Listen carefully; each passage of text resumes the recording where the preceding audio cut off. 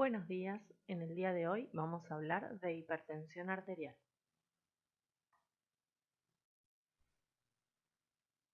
La hipertensión arterial es una de las principales causas de muerte en el mundo, ¿sí? Porque es uno de los principales factores de riesgo cardiovasculares. Además, como todos sabemos, es uno de los principales motivos de consulta, tanto en la ambulancia como en el consultorio, como en las guardias de emergencia. Y para ver un poco la situación de lo que pasa en el país, tenemos un registro que es el registro RENATA, Registro Nacional de Hipertensión Arterial, que se hizo 2 veces en el año 2007 y en el año 2016.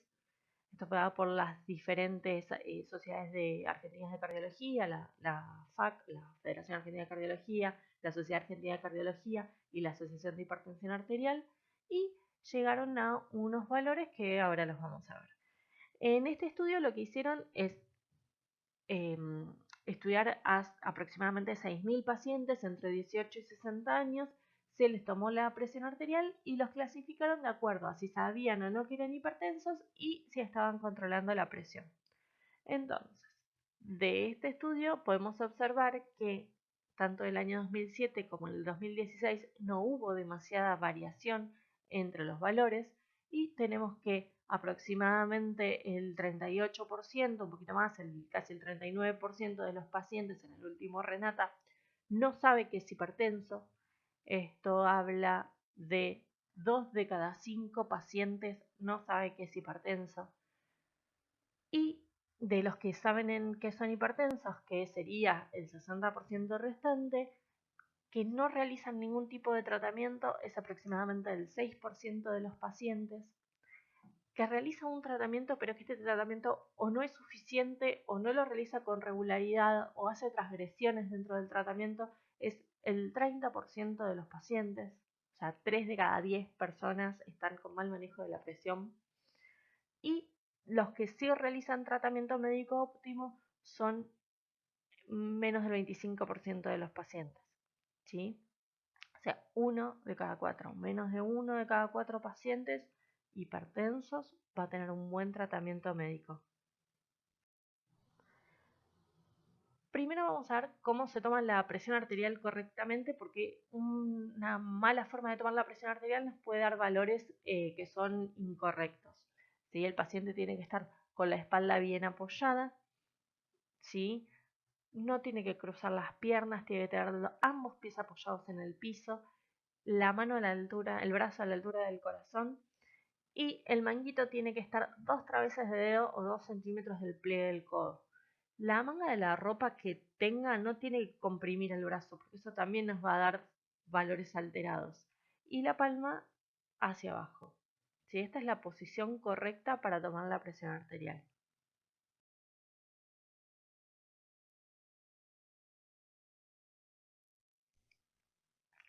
Como todos sabemos, la hipertensión arterial es una enfermedad de causa multifactorial que se puede controlar, pero que ¿qué pasa? Disminuye la calidad y la expectativa de vida del paciente. ¿Por qué? Porque es un factor de riesgo cardiovascular.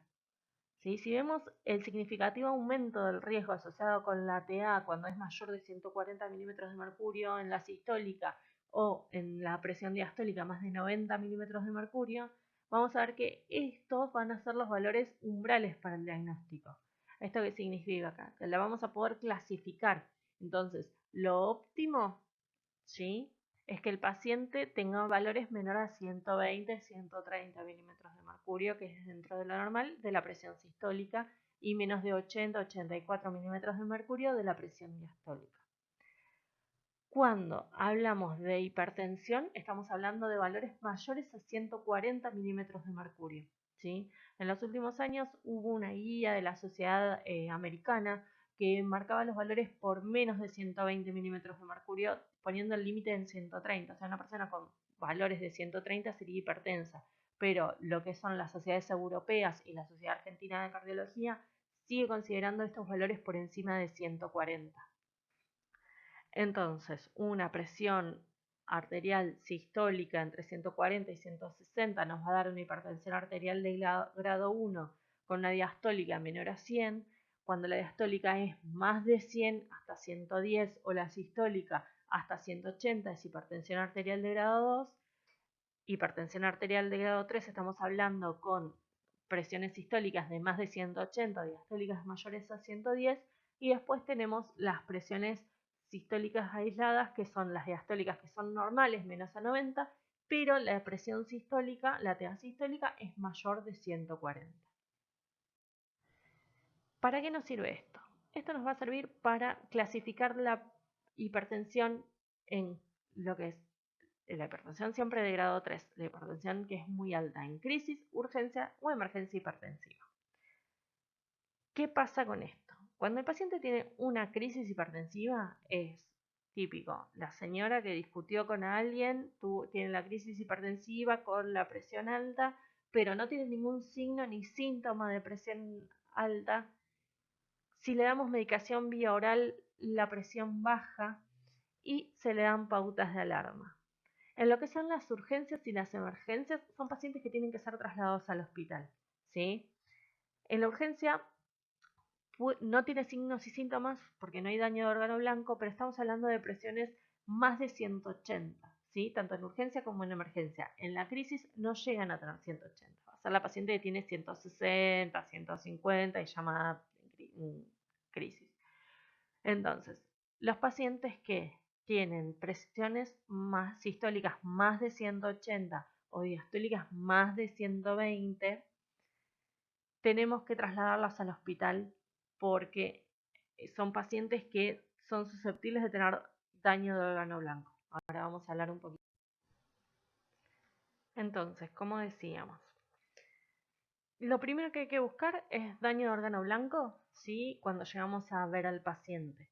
Esto nos lo va a dividir en qué grado de emergencia tiene. Si es una hipertensión arterial severa aislada, lo que decíamos, esa crisis que no tiene daño de órgano blanco, que tiene presiones arteriales más de 180, y se puede considerar solamente tratarla con medicación vía oral y dejarla en la casa con pautas de alarma. Pero ya cuando es una hipertensión severa de riesgo intermedio, ya sea porque el paciente es de riesgo o porque las cifras tensionales son mayores de 180, ahí sí tenemos que considerar seriamente llevarla al hospital, por más de que le demos medicación vía oral. Después tenemos otras dos situaciones que nos pueden pasar, ya sea que el paciente tenga una emergencia clínica de otra cosa que nos está produciendo la hipertensión arterial, o la emergencia de la presión arterial con daño de órgano blanco propiamente dicha. En ambos casos, la indicación es traslado de urgencia. No nos detenemos a nada, se le hace la correcta identificación al paciente, la anamnesis, los antecedentes, pero que esto no nos haga perder tiempo en el traslado del paciente. Entonces, para que nos quede claro, el valor de la presión no es el que nos va a determinar la severidad, ¿sí? Sino los síntomas de acuerdo al daño de órgano blanco que esté afectado y a las enfermedades del paciente. No es lo mismo un paciente que está en un posoperatorio de una neurocirugía que un paciente de, no sé, 38 años que se conoce hipertensa y que tiene 160 de presión porque discutió con su pareja. Entonces, ¿qué nos van a importar? Por un lado, qué tan rápido se levantó la presión. Y por otro lado, los síntomas que acompañan a este aumento de la presión. Tenemos que tener en cuenta que no se trata solamente de la cifra tensional, sino al paciente. El paciente es un conjunto. Tenemos que ver toda la clínica que acompaña a este valor de presión alta, ¿sí? Entonces, como dijimos, teníamos distintas entidades dentro de la hipertensión. Una de ellas es la urgencia hipertensiva. La urgencia hipertensiva son valores de TA mayores a 180 milímetros de mercurio de tensión arterial sistólica y mayores de 120 milímetros de mercurio de presión arterial diastólica. Este paciente que está con esos valores de presión no tiene signos ni síntomas de daño agudo de órgano blanco. Nada nos dice que haya algún daño que nos cambie al paciente. El objetivo es bajarle la presión gradualmente. Cuando tenemos una emergencia hipertensiva, ahí cambia, porque sigue siendo hipertensión grave grado 3, o sea, más de 180, más de 120, pero hay daño orgánico agudo. Es un riesgo de vida, necesita intervención rápida para reducir la presión arterial. Este tratamiento no va a ser vía oral como en la urgencia, sino que va a ser un tratamiento endovenoso porque corre riesgo la vida del paciente con esos valores de presión.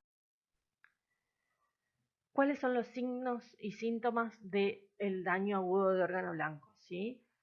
Va a ser o dolor precordial, porque el paciente tenga isquemia miocárdica, un infarto o una disección aórtica, o dolor de espalda si se está disecando. Este dolor habitualmente puede iniciar en el pecho e irse hacia la espalda y también puede bajar haciendo el recorrido de la aorta. Puede tener disnea y puede tener edema si es un paciente que está en insuficiencia cardíaca. Recordemos que si está en edema agudo de pulmón va a tener la presión altísima, con los crepitantes hasta vértices, con desasosiego y puede tener mala perfusión periférica. Después puede tener síntomas visuales o neurológicos si está alterado algo del sistema nervioso. Puede tener cefalea, convulsiones, alteraciones en la visión, alteraciones en la conciencia. Todos estos casos requieren evaluación inmediata en la emergencia, independientemente de los valores de presión que tenga. O sea, si el paciente viene con dolor precordial, así tenga 160 de sistólica, nos lo llevamos a la emergencia. Hay un grupo de emergencias que van a tener hipertensión asociada, pero la causa primaria de la patología, lo que nos hace correr el riesgo de vida, es otra circunstancia. Entonces tenemos una situación clínica en la que va a correr riesgo la vida del paciente, que la hipertensión no va a ser la causa originaria, sino que va a ser una consecuencia, y que la forma en la que participe la presión alta va a ser variable en su patología. O sea, depende la patología que sea, es la forma en la que se puede mover esta presión. ¿Sí? Tenemos entonces tres situaciones puntuales que nos van a aumentar la presión. ¿Sí? Hay un montón, pero estas son tres para dar un ejemplo. Los accidentes cerebrovasculares, la insuficiencia renal aguda y las crisis hipertiroideas. Todas estas nos van a dar presiones arteriales altas, pero la causa de la presión alta no es la presión en sí, sino es consecuencia a la falla primaria. Entonces, cuando llegamos al domicilio, ¿cuál es el manejo inicial? Como siempre, verificar que la escena sea segura. ¿Sí? Hay que hacer una mínima anamnesis del paciente, un pequeño examen físico, hay que categorizar la presión para clasificarla dentro de esos valores que habíamos visto y dentro de esos pacientes que habíamos visto, y en base a este vamos a considerar si lo trasladamos o si lo medicamos en la casa. Para esto vamos a evaluar el riesgo de vida que tenga el paciente. Siempre que sea una situación en la que corra riesgo la vida, hay que llevarlo claramente al hospital. Entonces, como dijimos, el manejo inicial lo vamos a categorizar. ¿Es una urgencia o es una emergencia? ¿Tiene daño de órgano? Listo, ni me pongo a ver el resto de las cosas. Lo vamos entrevistando en la ambulancia al familiar. Lo cargamos y lo llevamos. Ahora, sí, tenemos tiempo. Vamos a ver la anamnesis del paciente, los antecedentes personales, los signos y síntomas que acompañan a esta presión alta. Acá en la anamnesis tenemos un par de preguntitas que podemos hacer así rápidamente. ¿Toma medicación? ¿Qué medicación toma? ¿Cumple con la dieta? ¿Hizo alguna transgresión alimentaria? ¿Ya viene otros días yendo a la guardia llamando a la ambulancia por así picos de presión? ¿Qué factores de riesgo tiene? ¿Es cardiópata? ¿Es dislipémico? ¿Es tabaquista? ¿Es diabético? ¿Tuvo alguna ACV? ¿Tuvo una insuficiencia renal? ¿Tiene algún antecedente o alguna otra enfermedad que nos llame la atención? ¿Qué medicación toma? Hay medicaciones que aumentan la presión, ¿sí? Lo que son los AINE, los corticoides, los antigripales, todas esas cosas en la presión arterial. Acá hay un listadito con medicación que habitualmente aumenta la presión. Igual, por más de que tome la medicación, si tiene 180 de sistólicas, nos lo llevamos igual al hospital. Y si está tomando alguna medicación porque lo necesitas, no va a dejar de tomar la medicación por un registro de presión aislado bajo. ¿Sí? Hay que hacer un registro bien, un monitoreo de la presión y otras cosas que tiene que consultar al cardiólogo. Pero si la presión tomando medicación de todas formas es uno de los valores que nos tenía que llamar la atención, que dijimos más de 180 de sistólica o más de 120 de diastólica, ese paciente va a ir de todas formas al hospital. Entonces, repetimos, presión arterial severa, sistólica más de 180 o diastólica más de 110-120. Paciente con hipertensión severa aislada, el pico de presión que llaman todos, bueno, el paciente se queda un ratito descansando, en lo posible en un lugar que sea calmo, con la luz suave y tenue. El objetivo es bajar el 20% de la presión inicial y se le puede dar medicación vía oral, que ahora vamos a ver. Si el paciente es hipertensión severa de riesgo intermedio, no tiene daño de órgano blanco, está tomando drogas antihipertensivas vía oral, se le puede aumentar la dosis de droga que está tomando, o si con todo eso no desciende la presión, intentar realizar tratamiento endovenoso y obviamente cuando se vaya de alta se le van a dar pautas de alarma y el control en 24 horas. Después tenemos los pacientes que sí tienen daño de órgano blanco, ya sea, como dijimos, por otra patología que aumente la presión o por la hipertensión asociada a daño. Ahí sí o sí se tiene que trasladar a un centro de complejidad con tratamiento endovenoso y monitoreo continuo de la presión. Con respecto a la exploración física, tenemos que ver, por un lado, lo que es la exploración general del paciente para ver si hay daño justamente de órgano blanco. Tenemos que tomarle la TEA de ambos brazos. ¿Por qué? Porque diferencias grandes de presión entre uno y otro brazo nos van a hablar de disección aórtica. Igual el paciente con disección aórtica también va a estar sintomático para dolor, un dolor que se irradia hacia la espalda, que puede descender, va a estar con desasosiego, muy sintomático, ¿sí? También hay que ver el examen abdominal, ya sea lo mismo por un síndrome aórtico o por alguna patología abdominal que al ser muy dolorosa aumente la presión arterial.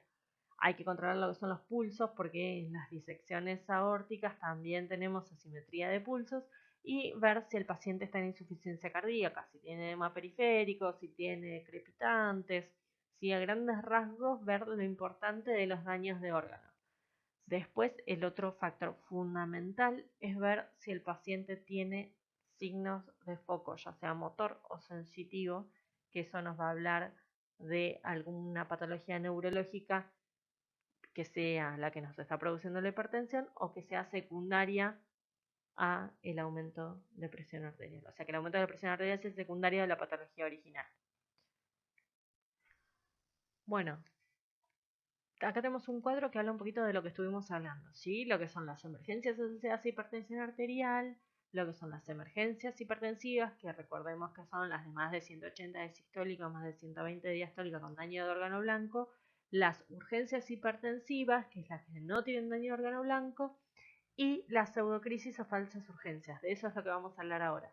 ¿Qué pasa? Estos son otro tipo de pacientes. Acá tenemos pacientes que pueden o no tener antecedentes de hipertensión, pero que esta crisis hipertensiva se debe a una situación donde hay una estimulación simpática, ¿sí? Puede tener alguna situación de estrés o de dolor o estar con una retención aguda de orina o le tomaron mal la presión o tiene presión de guardapolvo blanco, si es el paciente que se pone nervioso cuando va al médico y se hipertensa. Entonces, ¿qué pasa? Este paciente no lo vamos a tratar como los otros con medicación antihipertensiva, sino que lo vamos a dejar en un lugar calmo, con una luz tenue, a que se relaje y con eso solamente se le va a bajar la presión. También si lo vemos muy ansioso se le puede dar algún ansiolítico, obviamente si está con dolor se le va a dar algún analgésico, pero bueno, es un paciente diferente a los otros pacientes de los que estamos viendo donde sí tenemos que intervenir con un tratamiento farmacológico. Las estrategias de tratamiento, ya sean las emergencias o las urgencias hipertensivas, vamos a ver, como dijimos siempre, ver si tiene algo daño de órgano blanco y ver si este daño de órgano blanco requiere que realicemos una intervención en lo que es la reducción de la presión y ver si hay alguna causa que desencadene la elevación aguda de la presión que pueda afectar a la forma en que estoy tratando al paciente, como por ejemplo una paciente que está embarazada.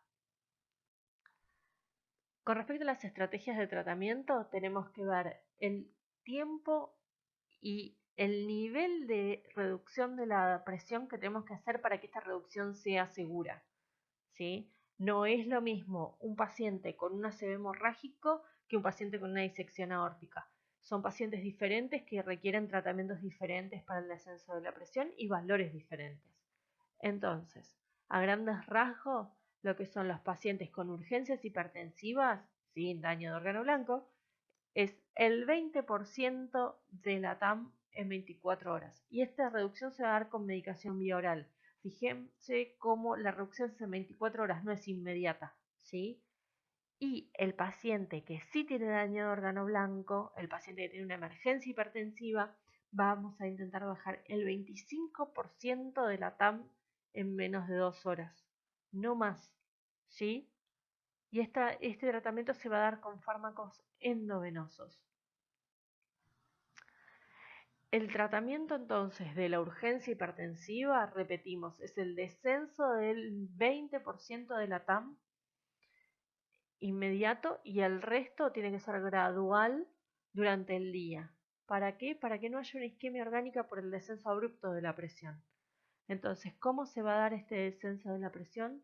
Con medicación vía oral, ya sea una dosis más alta de su fármaco habitual o con un IECA o con un calcio antagonista como la amlodipina. Entonces, si elegimos darle amlodipina, va a ser 5 o 10 miligramos, ya iniciamos con 5, vemos, si no, le damos 5 más. Si va a ser con un IECA, se le puede dar enalapril, 10 miligramos vía oral, o atenolol, o una benzodiazepina vía oral, ya sea clonazepam o lorazepam. Esto nos va a servir para estos pacientes que están muy adrenérgicos, muy ansiosos, y que vemos que también no le va a bajar la presión porque está demasiado ansioso y tiene una descarga adrenérgica muy grande. Con respecto a la emergencia hipertensiva, el tratamiento va a ser endovenoso, ¿sí? Ya sea con NTG, con labetalol, con narcadipina, con esmolol, con NTG o con nitroprusiato.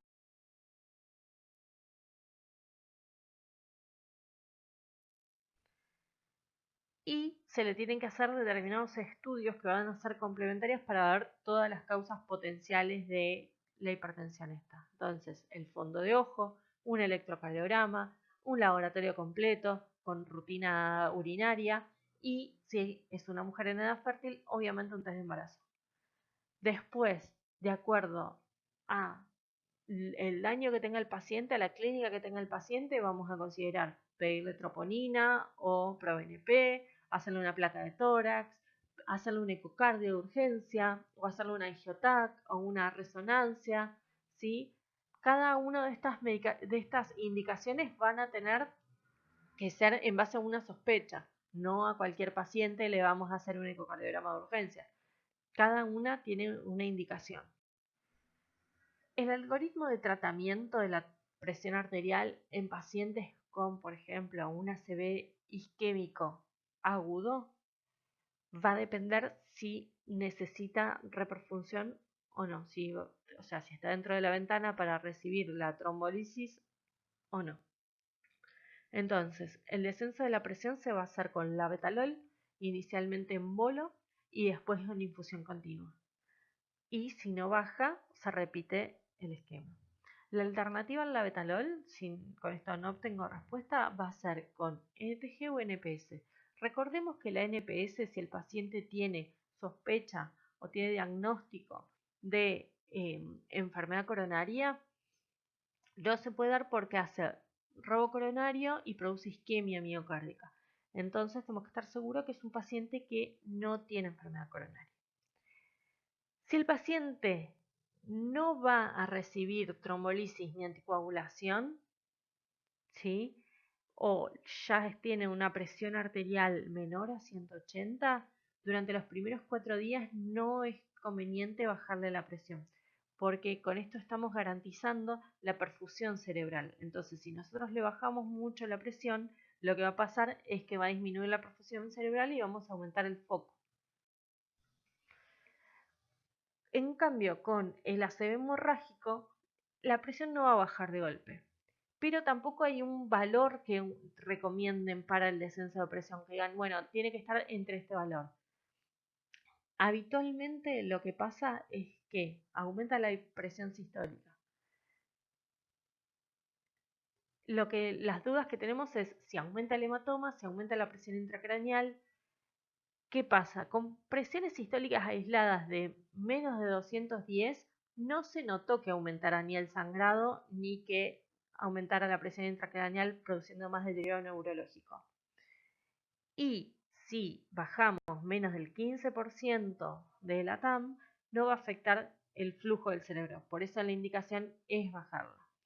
Durante las 6 primeras horas, lo conveniente es bajar esta presión sistólica a menos de 160.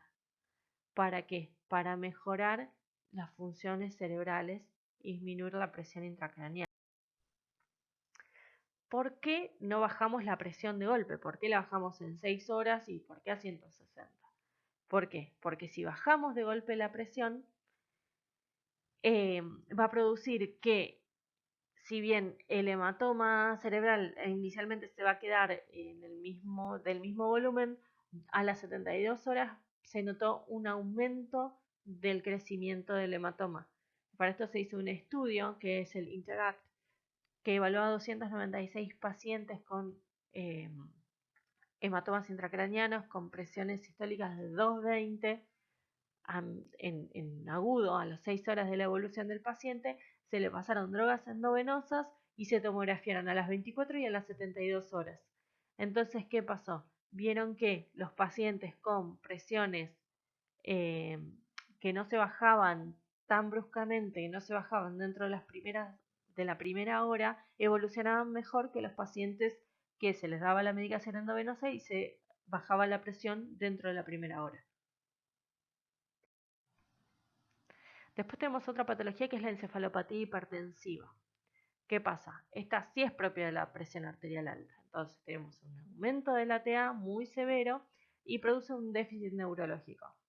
El paciente va a tener una cefalea intensa, incoercible, en un paciente que ya conocemos que tiene hipertensión arterial o que tiene antecedentes de enfermedad renal sin antecedentes de migraña, ¿sí?